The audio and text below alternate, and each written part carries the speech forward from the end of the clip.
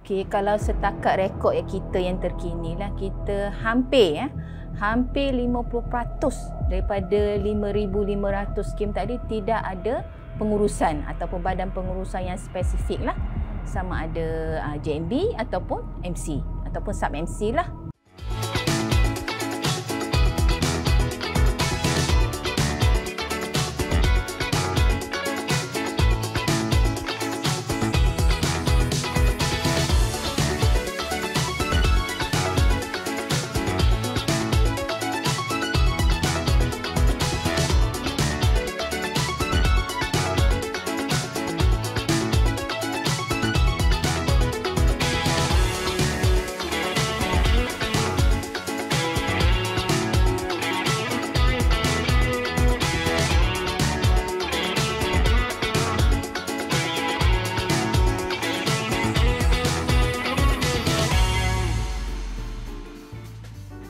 Assalamualaikum dan salam sejahtera semua. Bertemu kita sekali lagi di program podcast Anjuran Pesuruhjaya Bangunan Kuala Lumpur COBKL, Jabatan Penilaian dan Pengurusan Harta, bagi program Bual Bicara program Coffee Talk COBKL.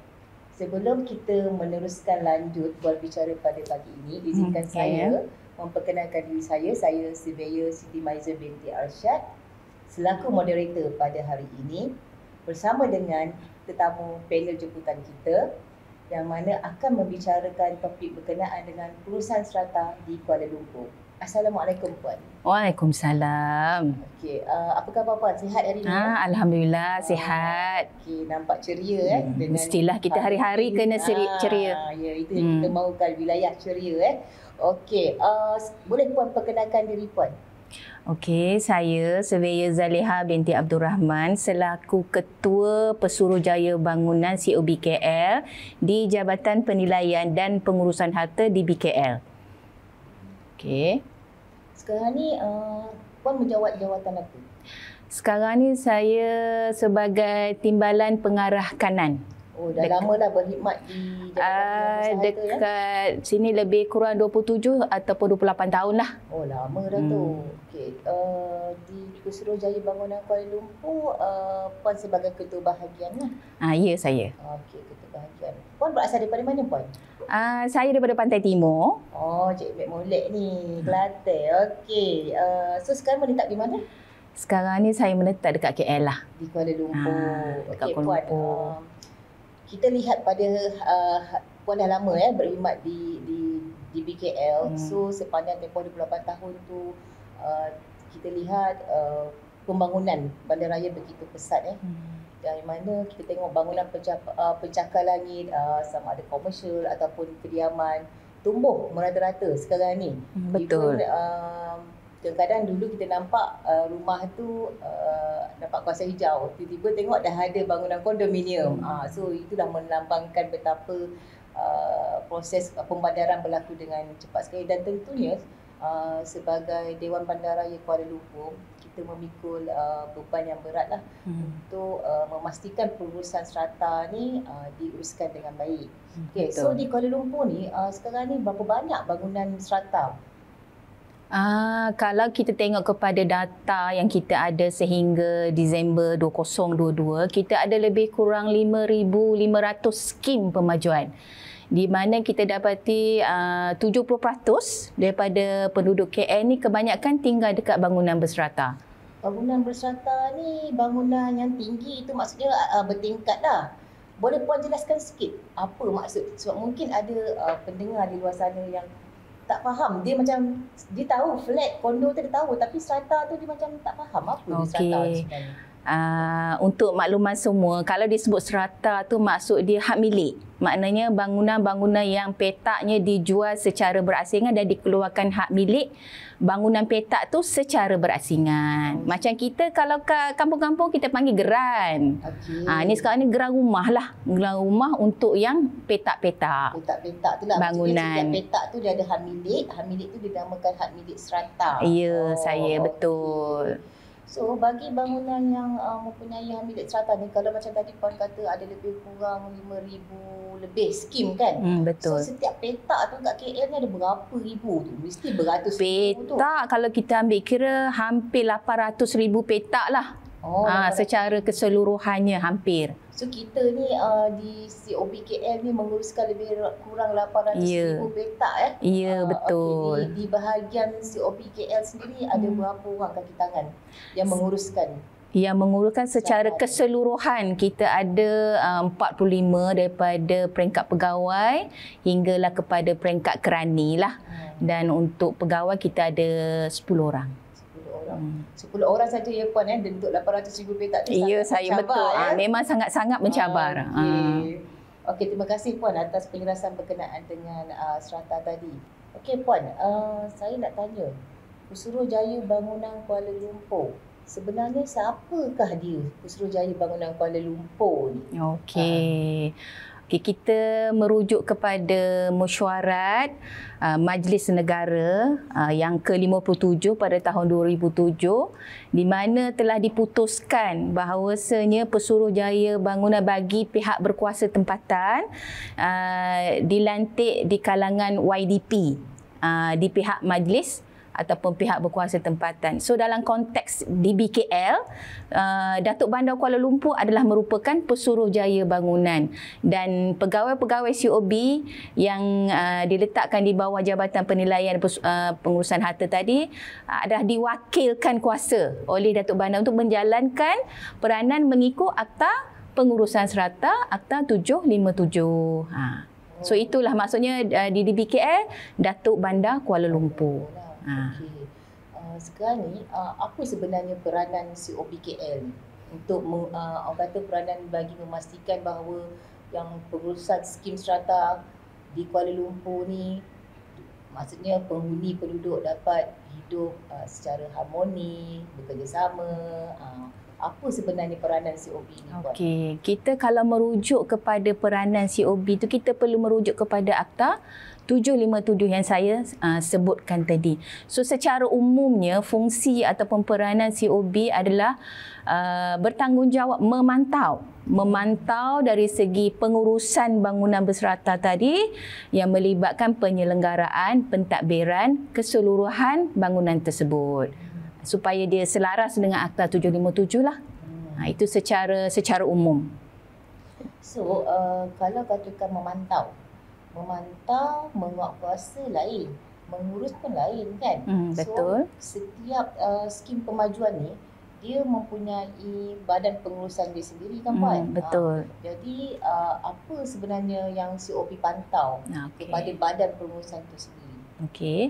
So dari segi memantau tadi, kita akan merujuk kepada dari segi pengurusan yang melibatkan status dia sama ada pemaju, JMB, Badan Pengurusan Bersama, ataupun Badan Pengurusan atau MC dan juga Sub-MC.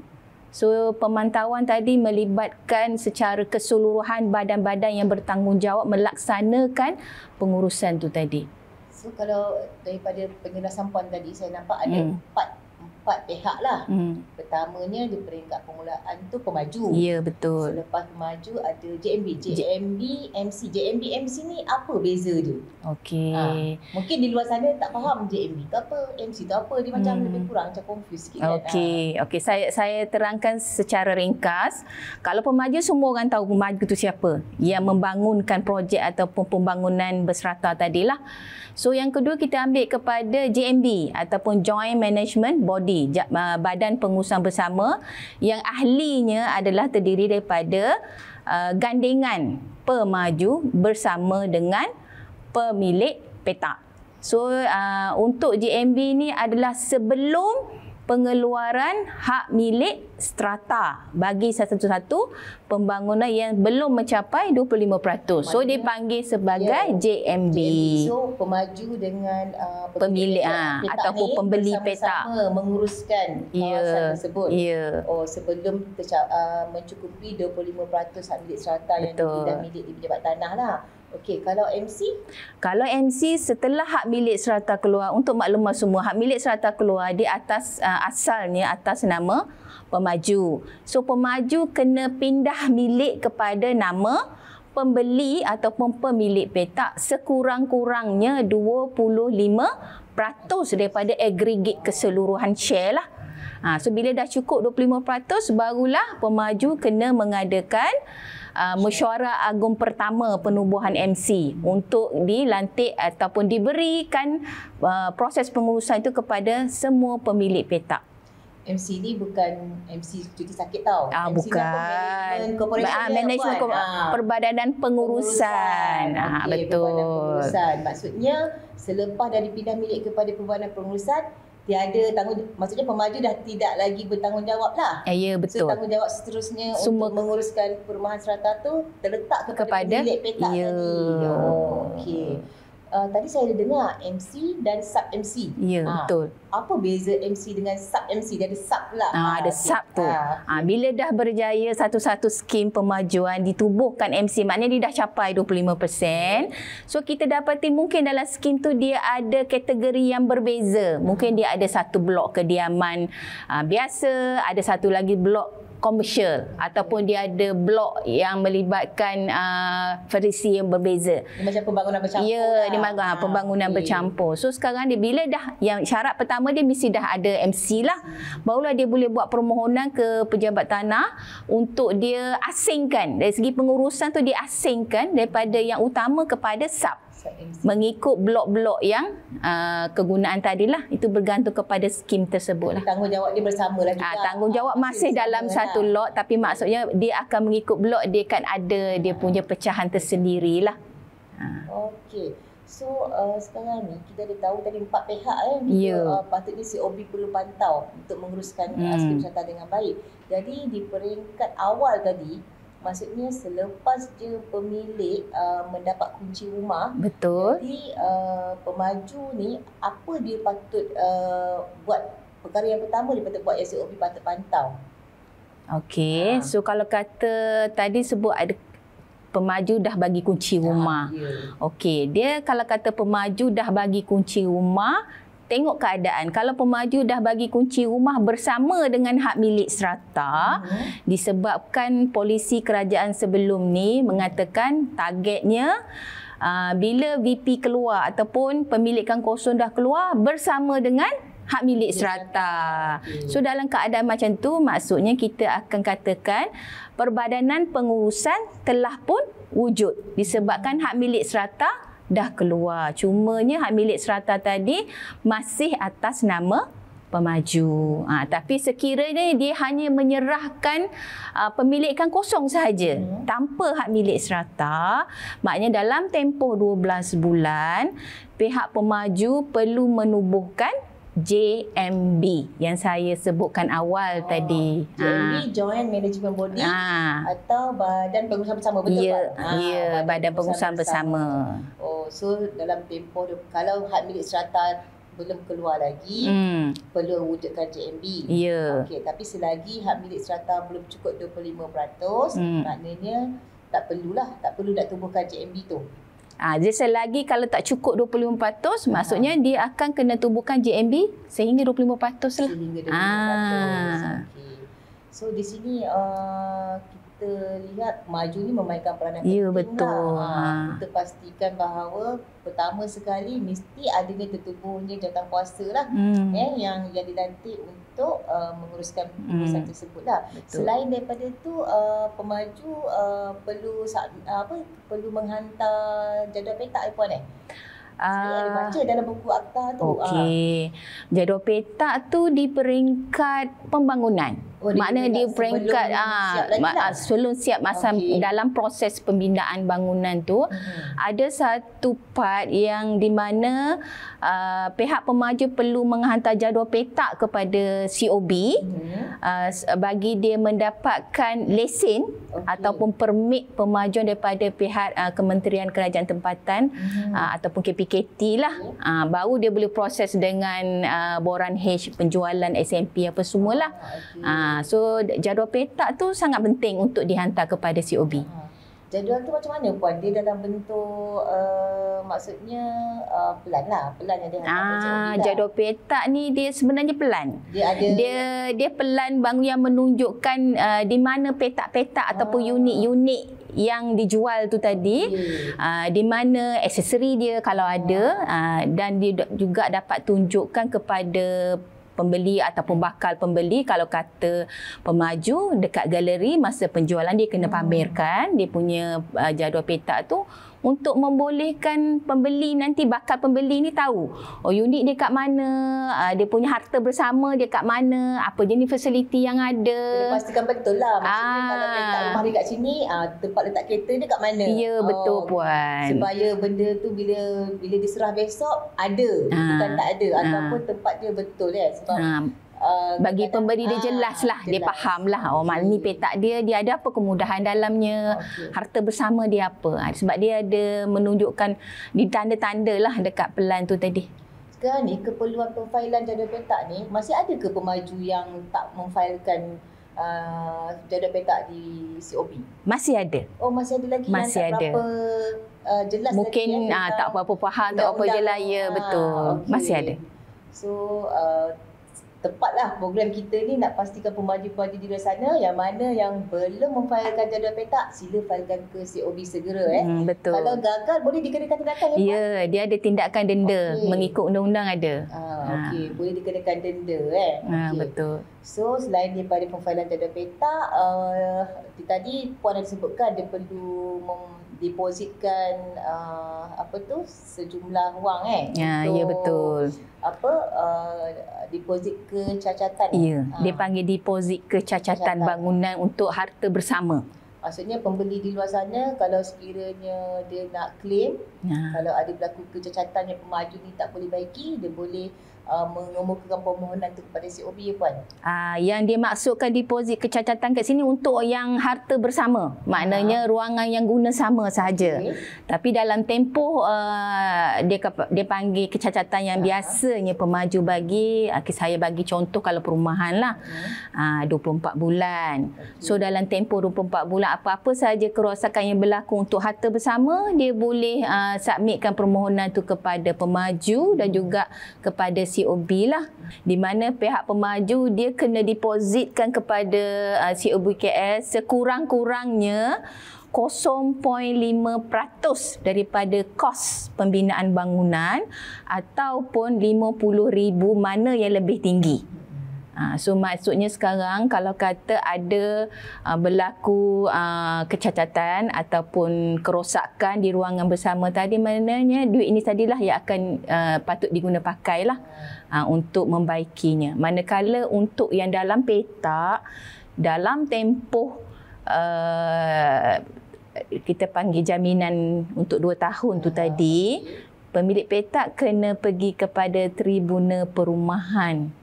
Dan Perumahan Serata. Ya, kena pergi ke dalam tempoh untuk jaminan kecacatan tadi. Hanya untuk harta bersama sahaja ke COB. Harta bersama sahaja buat permohonan untuk menggunakan tabung tadi itulah.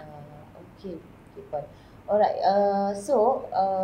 kalau kita lihat tadi ada lebih kurang 800,000 petak lah. Lebih kurang. Okey. So dalam 800,000 petak tu, kita tengok skim pemajuan strata ni bermula daripada peringkat rendah hinggalah peringkat high end kan. Betul. Daripada low cost, kos rendah, kos gana rendah, sederhana tinggi sehinggalah kos tinggi. Jadi sekarang ni daripada banyak-banyak yang tu, of course setiap ragam kerana penduduk, apa orang kata, dia punya kehendak dengan keperluan yang patut dipatuhi oleh pihak pengurusan tu pelbagai. Kan, yang rasa tidak puas hati lah dan sebagainya. Jadi sekarang ni banyak tak COB terima aduan berkenaan dengan pengurusan strata ni Puan? Dari segi aduan, kalau ikut data kita untuk tahun lepas lah, maknanya sehingga Disember 2022, 5,000 lebih 5,000 hampir 5,300 setahun kita dapat aduan yang meliputi berbagai kategori lah. Maknanya kategori kat sini melibatkan mesyuarat, melibatkan pengurusan, kerosakan, penyelenggaraan dari segi akaun dan macam-macam lah. Okey, so maknanya yang paling banyak sekali kita terima ada berkenaan apa? Berkaitan dengan penyelenggaraan dan juga pengurusan lah, dua tu lah. Okey, tadi Puan ada sebutkan yang skim pemajuan di Kuala Lumpur ada 5,500 lebih kan? Ya, betul. Okey, so daripada keseluruhan skim tersebut, berapa banyak yang tiada pengurusan?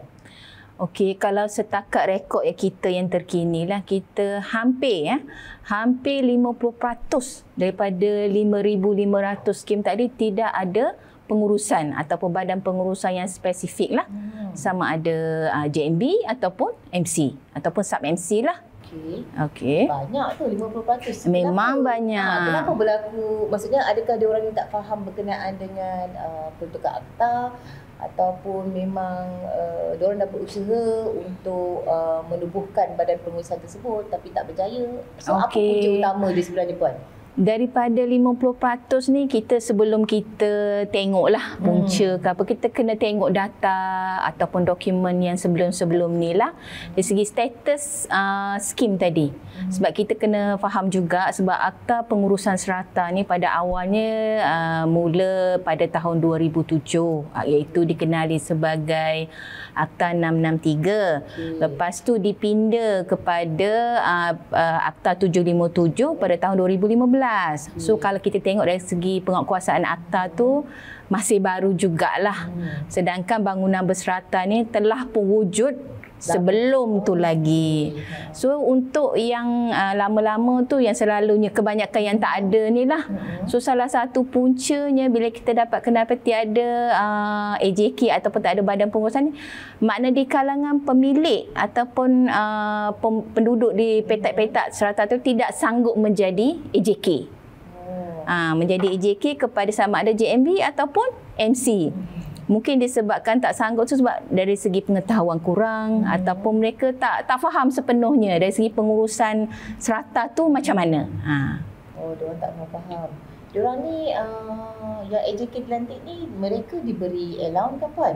Secara khusus dia tak ada macam gaji bulanan, allowance bulanan tu tak ada, tapi dia bergantung kepada sejauh mana dari segi kewangan yang ada untuk badan pengurusan tadilah, dan dia boleh mohon kepada sekiranya dia ada kewangan yang agak kukuh, dia boleh mohon kepada COB sebab benda ni tercatat di dalam akta untuk memohon allowance. Okey. Puan, sebentar tadi Puan ada maklumkan bahawa daripada 5,000 lebih skim pembangunan serata tadi ada yang mempunyai pengurusan dan ada yang tiada pengurusan. So yang tiada pengurusan ni apa sebenarnya punca yang menyebabkan mereka ni gagal membentuk pengurusan tu? Okey, sebelum kita explain dari segi punca tu, kita kena kenal pasti dulu orang kata rekod-rekod yang sedia ada sama ada pernah tak diwujudkan ataupun dilantik AJK bagi skim ni. Sebab kita kena faham, sebab kita kata tadi Akta 757 2015, sedangkan bangunan berserata ni dah sekian lama ada kan. Sebelum akta lagi. Ya, sebelum tu dah wujud. So kita tengok mungkin suatu masa dia pernah wujud, tapi lepas pada tu tak aktif. Tak aktif di sini maksudnya masing-masing AJK yang pernah dilantik dulu dah pun letak jawatan dan tak nak lagi meneruskan tanggungjawab tu.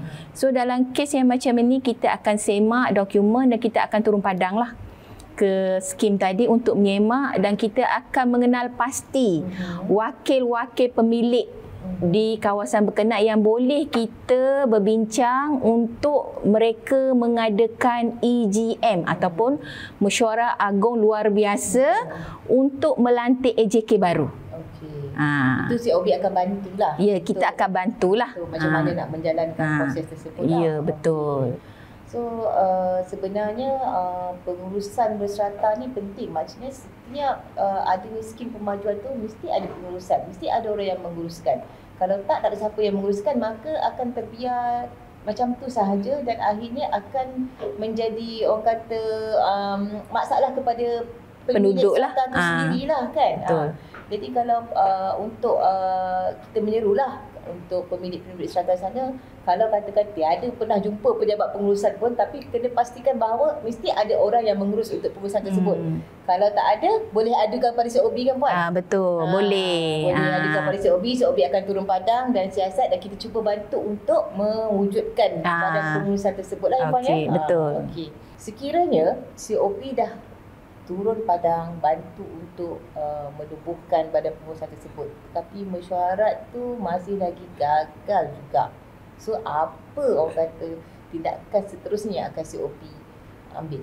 Okey, sebagaimana saya jelaskan tadi, kita akan bantu untuk wakil penduduk ni tadi melaksanakan EGM, dan dalam EGM salah satu agenda yang utamanya adalah untuk melantik AJK. Tapi sekiranya tak ada juga, maksudnya masing-masing penduduk tak ada juga yang bersetuju untuk jadi AJK, maksudnya sekarang perlu diusulkan untuk melantik ejen pengurusan. Ini ada kuasa ya Puan di bawah seksyen berapa tu? Okey, di bawah seksyen 86 Akta 757 memang memperuntukkan COB boleh melantik ejen lah bagi skim-skim yang berkaitan lah. So setakat ini COB dah melantik 30 skim pemajuan yang kebanyakannya melibatkan skim perumahan kos rendah ataupun kos sederhana rendah. Banyak juga ya kita dah COB dah lantik ejen pengurusan. Dah banyak juga 30. Selain daripada COB melantik, pihak penduduk boleh tak melantik sendiri ejen pengurusan ataupun mana-mana yang di luar sana, ejen pengurusan swasta, tanpa merujuk pada COB? Boleh, tak ada masalah sebab peraturan membenarkan. Maksudnya sekarang mana-mana JMB, MC yang rasa AJK mungkin dia rasa dia kurang pengetahuan dari segi pengurusan bangunan, dia boleh melantik. Mana JMB, MC boleh melantik ejen pengurusan. Dan biasanya ejen pengurusan ni kita akan nasihatkan yang berdaftar dengan Lembaga Penilai Pentaksir Ejen Hartanah dan Pengurus Harta untuk menjamin dari segi profesional dia lah, dari segi melaksanakan tugas lah. Biasanya so, maksudnya pemilik strata ada pilihan. Ada melantik sendiri ejen pengurusan swasta ataupun boleh memohon kepada COB untuk lantikan ejen pengurusan oleh pihak COB KL lah. Betul. Puan, selain daripada aduan berkenaan dengan perjalanan mesyuarat agung tadi kan yang gagal melantik AJK dan sebagainya tu, sering di media masa kita tular berkenaan dengan aduan baru-baru inilah dalam keadaan akhbar yang pemilik ni suka-suka hati buang sampah dekat balkoni. Diorang ni, ini sikap mentaliti penduduk tu sendiri lah kan. Selain itu masalah berkenaan dengan binaan haram tanpa kebenaran, suka-suka hati diorang tambah dapur rumah flat kan, dekat bawah tu selagi tanah tu tambah lagi untuk ruang dapur dan sebagainya yang mana melanggar pertutupan undang-undang. Betul. So untuk aduan yang macam ni Puan, apa COB boleh nasihatkan kepada penduduk pemilik strata di luar sana?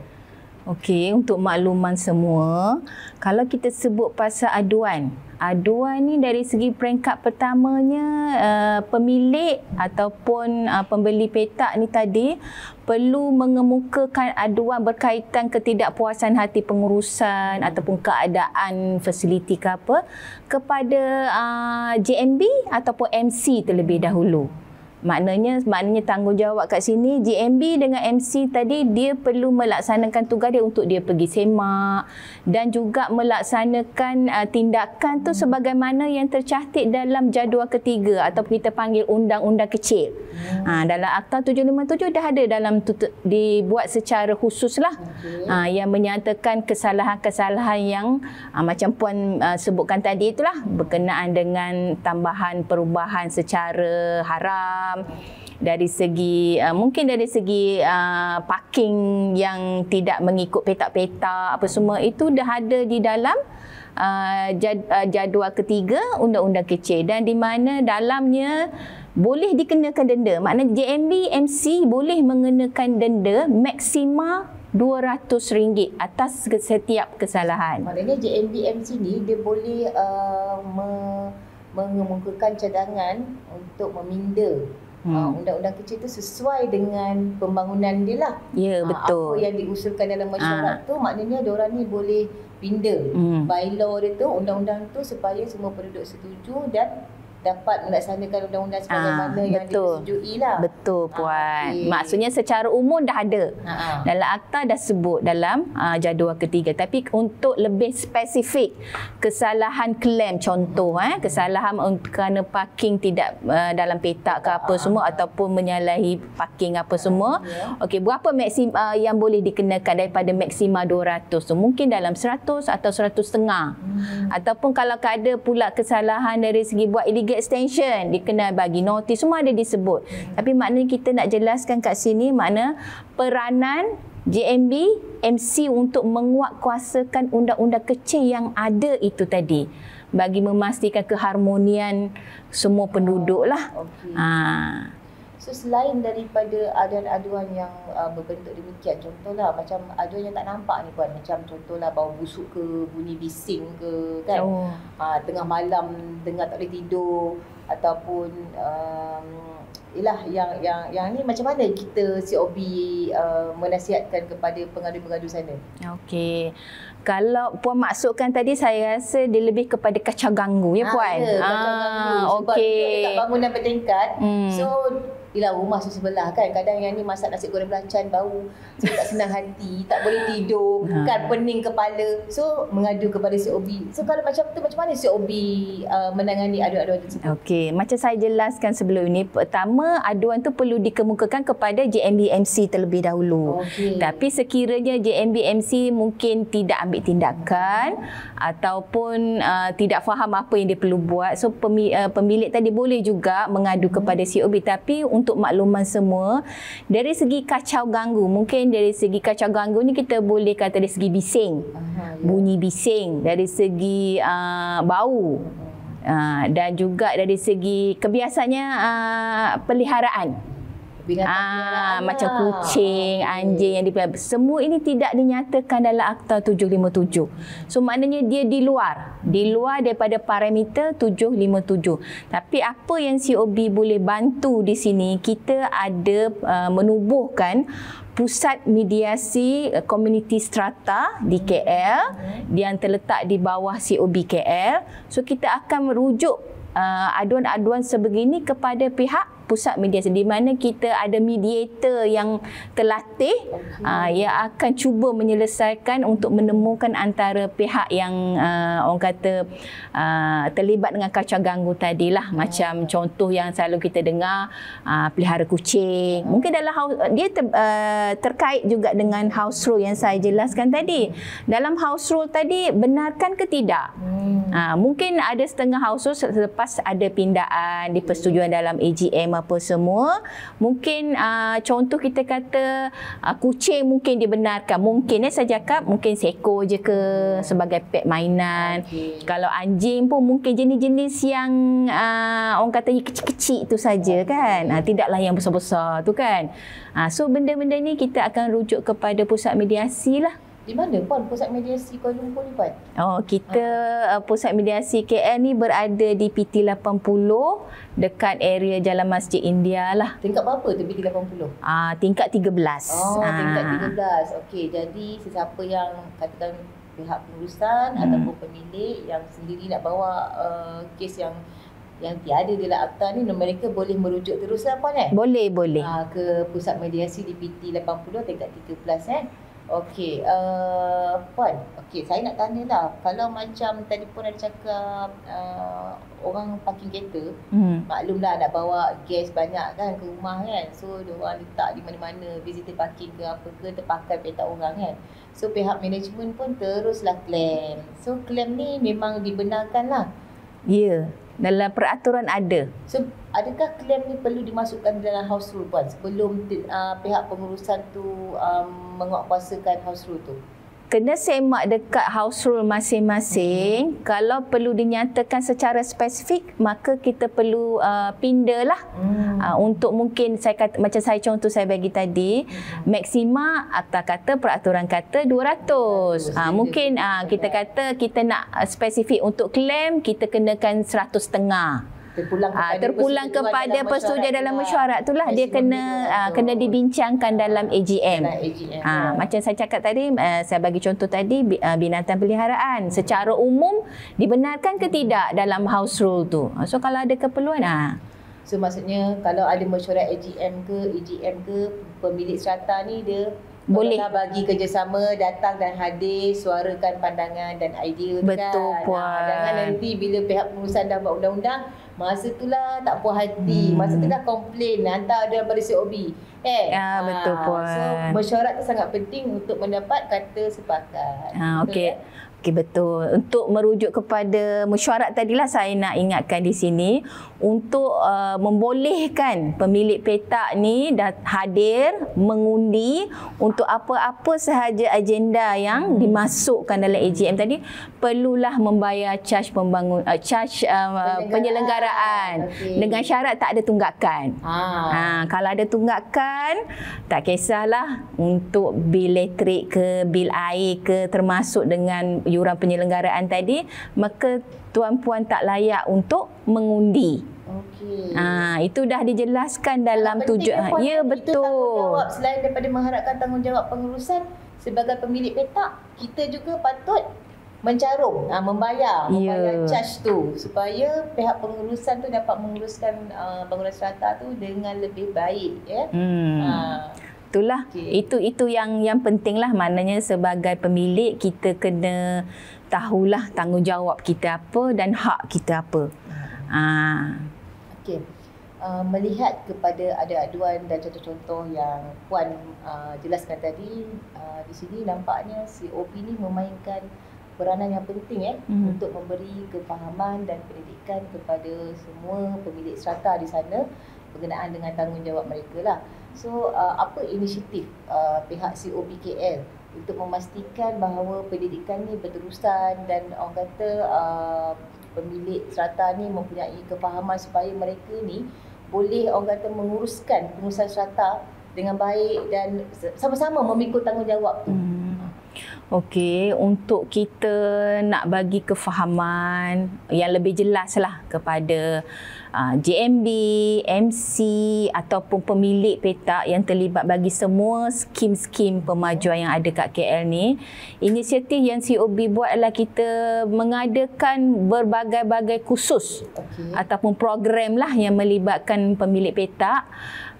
Sama ada kita menyediakan dari segi program untuk kursus secara online, dan juga kita juga mengadakan secara fizikal. Dan kita untuk tahun 2023 ni saja pun untuk program kursus online pun kita 45 siri.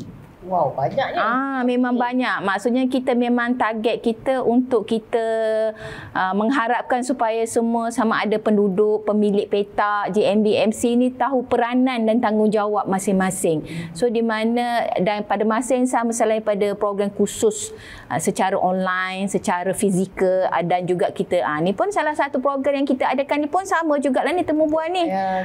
Untuk sama-sama kita sharing untuk membuka orang kata minda sama-sama bagi membolehkan kita boleh hidup dalam keadaan harmoni lah.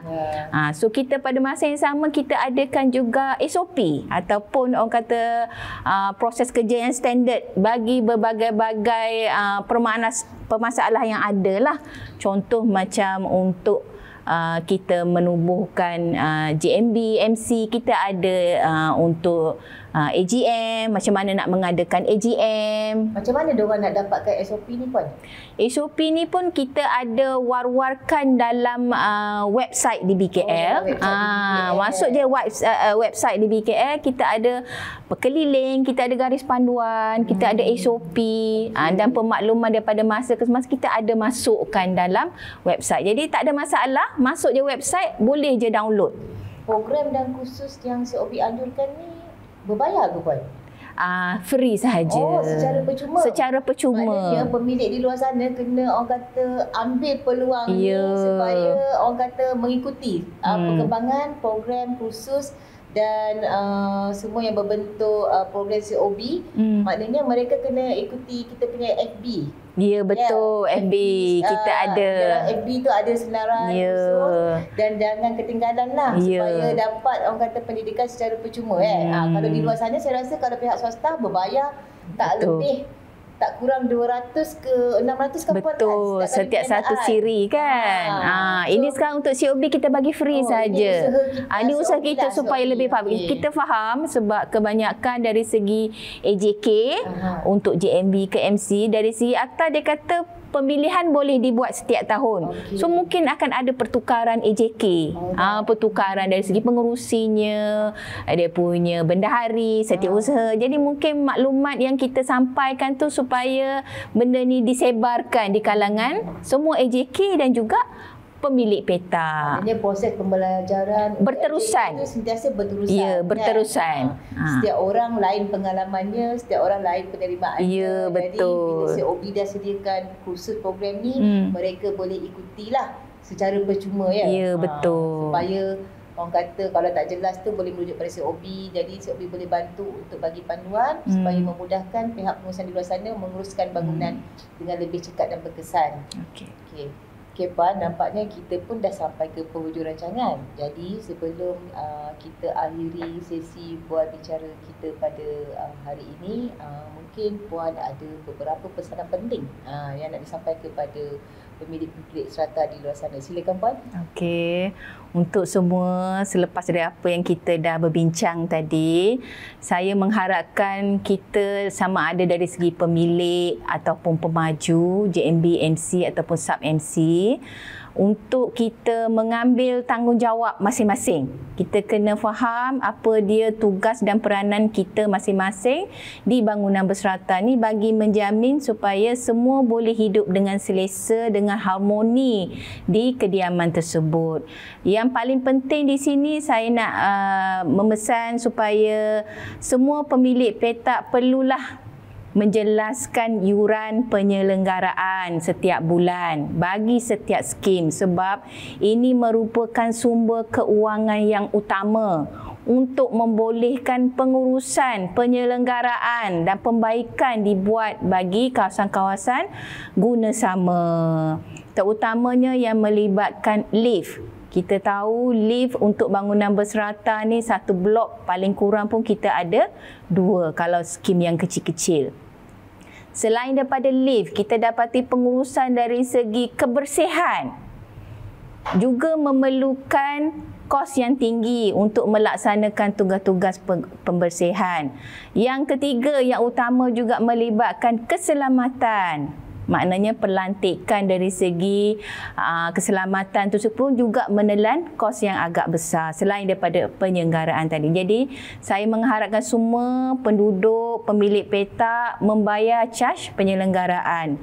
Selain daripada itu, jika tuan-puan membayar caj penyelenggaraan, maknanya puan-tuan boleh hadir dan mengundi di dalam mesyuarat agung tahunan yang perlu diadakan setiap tahun. Jadi daripada situ puan akan dapat tahu apa dia isu-isu ataupun boleh join bersama perbincangan dalam mesyuarat tersebut.